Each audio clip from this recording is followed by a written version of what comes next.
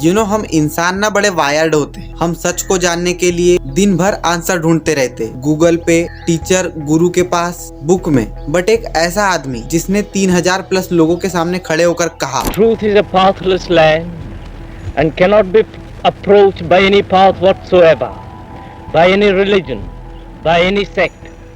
Truth being limitless, unconditioned, unapproachable by any path whatsoever, cannot be organized, nor should any organization be formed to lead people along any particular path. Truth is pathless land. मतलब उन्होंने कहा सच तक पहुंचने का कोई readymade रास्ता नहीं होता, ना कोई रिलीजन, ना कोई सेक्ट, ना कोई ऑर्गेनाइजेशन। कोई भी तुम्हें सच तक पहुंचने का सर्टिफिकेट नहीं दे सकता। ये जो वर्ड है वो है जे कृष्णमूर्ति के, यानी जिद्दू कृष्णमूर्ति जी के। आप लोगों की तरह मैं भी इस नाम से बेखबर था कुछ समय पहले, बट जब हम चीजों को जानने की कोशिश करते तो हमारे सामने कुछ ऐसे नाम निकल कर आते जिनकी अहमियत हमारे जीवन में बहुत ज्यादा होती है। उन्हीं में से एक है जे कृष्णमूर्ति, जो कि पर्सनली मेरे बहुत प्रिय है। So today's video we will talk about the life of J Krishnamurti, एक ऐसे इंसान जिन्होंने वर्ल्ड टीचर का पद त्यागा, जिन्होंने बताया कि सच तक पहुंचने का कोई माध्यम नहीं होता, जिन्होंने बताया कि कोई धर्म नहीं है, कोई रिलीजन नहीं है, कोई गुरु नहीं है, कोई फॉलोअर नहीं है। वो बात करते थे सिर्फ self knowledge, awareness and inner freedom की। सो मेरा नाम है अमन एंड आप देख रहे हैं the fit man. So let's begin. 11 मई 1895 आंध्र प्रदेश के मदनपल्ली में जिद्दू कृष्णमूर्ति का जन्म हुआ। उनके पिता नारायणिया एक गवर्नमेंट क्लर्क थे। माता संजीवम्मा एक डीपली रिलीजियस व्यक्ति थी, जो शायद हर माँ की तरह ये मानती थी कि उनका बेटा कुछ बड़ा करेगा। बचपन से ही कृष्णमूर्ति फिजिकली कमजोर थे। वो बार बार बीमार पड़ते थे, स्कूल में बुली किए जाते थे। उनके टीचर कहा करते थे कि ये लड़का ना कुछ समझ पाता है, ना ध्यान देता है, बस अपनी ही दुनिया में खोया रहता है। कृष्णमूर्ति घंटों पेड़ के नीचे खड़े होकर आसमान को देखते रहते, जैसे कोई आवाज उन्हें बुला रही हो। कृष्णमूर्ति का स्वभाव बड़ा शांत था। वो और भी शांत तब हो जाते हैं जब उनकी माँ की मृत्यु 1905 में हो जाती है।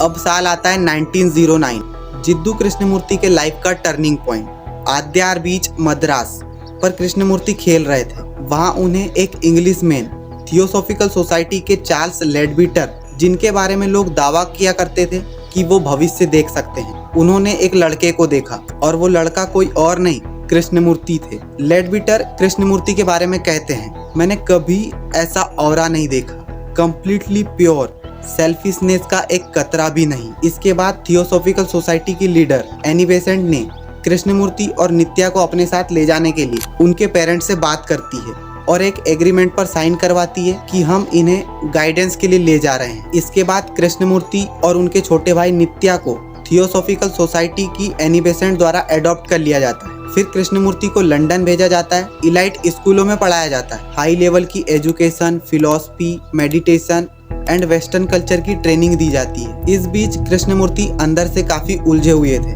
वो अपनी डायरी में अपनी प्रॉब्लम्स, डाउट्स और विजन को लिखते हैं। एंड अदर साइड कृष्णमूर्ति के लिए एक international OSE order of the star of the nation बनाई जाती एंड लोगों को ये बताया जाता है कि वर्ल्ड टीचर आ गया है। कृष्णमूर्ति के नाम पर कॉन्फ्रेंसेस किए जाते हैं एंड वेस्टर्न कंट्री में बड़े बड़े पोस्टर्स लगाए जाते हैं। बट कृष्णमूर्ति के अंदर कुछ और ही चल रहा था। उनके फिलोसफिकल थॉट का सेंटर पॉइंट तब बाहर आता है जब उन्हें स्कूल में विलियम शेक्सपियर के कुछ डायलॉग याद करने को दिए जाते हैं। तो वो ब्लैंक एक्सप्रेशन के साथ बोलते हैं कि मुझे ये बात समझ नहीं आती, मैं किसी और के शब्दों को क्यों याद करूं। उनके टीचर हैरान रह जाते हैं। दूसरा तब जब पेरिस में एक पार्टी हो रही थी जहाँ सब घुल मिलकर फ्रेंच एक्सेंट में बात कर रहे थे एंड वहीं कृष्णमूर्ति चुपचाप साइड में बैठे हुए थे। किसी ने जब उनसे पूछा कि तुम सबको ज्वाइन क्यों नहीं करते, तो उनका जवाब था, मुझे वो बनने का शौक नहीं जो मैं नहीं हूँ। उनके ये थॉट हमें बताते हैं कि चाहे कोई भी अथॉरिटी हो, उन्हें ब्लाइंडली फॉलो नहीं करना चाहिए।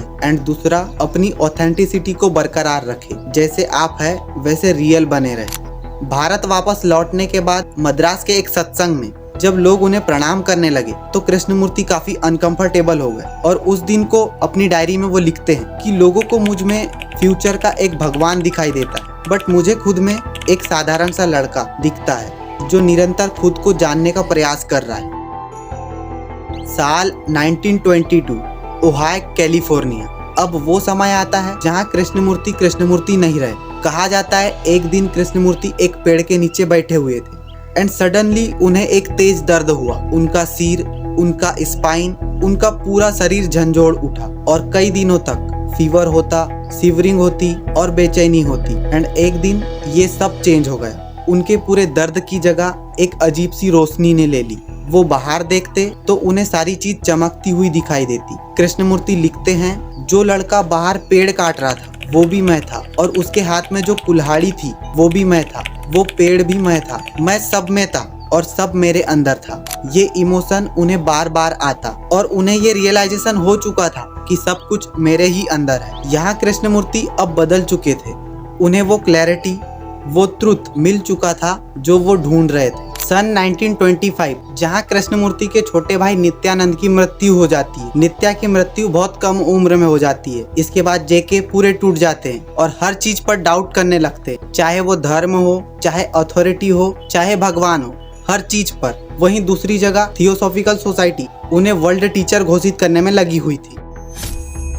1929 नीदरलैंड, ये वो दिन है जहाँ कृष्णमूर्ति को सुनने के लिए हजारों लोग इकट्ठा हुए थे। सबको आस थी कि आज वो दिन है जहाँ कृष्णमूर्ति खुद को वर्ल्ड टीचर घोषित करेंगे और उनको फॉलो करने को बोलेंगे। बट सबके एक्सपेक्टेशन के उलट जेके खड़े हुए और बोले, सच तक पहुँचने का कोई रास्ता नहीं है। Truth is pathless land. मैं आपका गुरु नहीं हूँ एंड मुझे कोई फॉलोअर्स नहीं चाहिए। जेके ने देखते ही देखते order of the star of the east को तोड़ दिया। जेके ने सब कुछ ठुकरा दिया जो उसे मिल सकता था। उसने फंड्स, रिजर्वेशन, जो कुछ उसे मिला था वो सब कुछ वापस कर दिया। और फिर जेके पूरी दुनिया घूमने लगे। कई जगह पर लेक्चर्स दिए जिनमें अमेरिका, कैलिफोर्निया, इंडिया शामिल है। उनसे प्रभावित होकर great writer Aldous Huxley, scientist David Bohm and खुद दलाई लामा तक उनसे मिलने आए। एंड इसके बाद 1986 ओहायो कैलिफोर्निया में जेके ने अपनी 90 इयर्स की अंतिम सांसें ली और मरते वक्त भी उनके अंतिम शब्द यही थे